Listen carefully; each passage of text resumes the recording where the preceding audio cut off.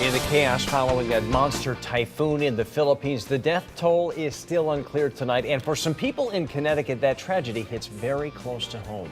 Doctors in one city in the Philippines say they are desperate for medicine. They say they can't give out any more tetanus shots because they're out of the vaccine. And some groups like Doctors Without Borders say they have medical supplies but can't get them into the city because the airport's only being used for the Philippine military.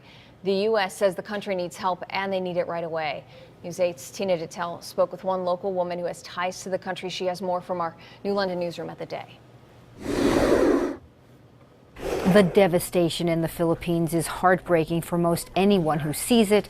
But for this Waterford woman, it also hits pretty close to home. Basically, it's the central part of the Philippines that the typhoon hit. Melodia Macapagal Pritchett says they're used to typhoons in the Philippines, but this was different. She moved to the U.S. in 1977, but her family still runs businesses there, and they are very worried about their workers' families living in that central part of the island country.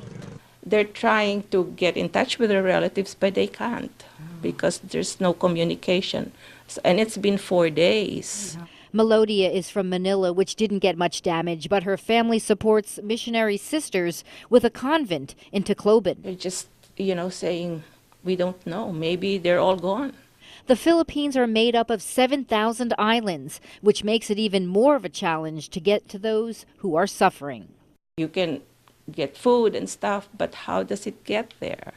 The airports are out. Most of the roads are out. Melodia, who is a physician, expects her alma mater, the University of the Philippines, will send doctors and interns into the hardest hit areas.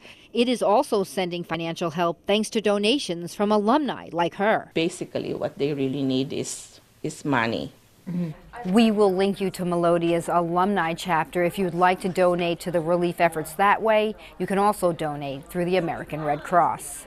In the New London newsroom at the Day, Tina Detel, News 8.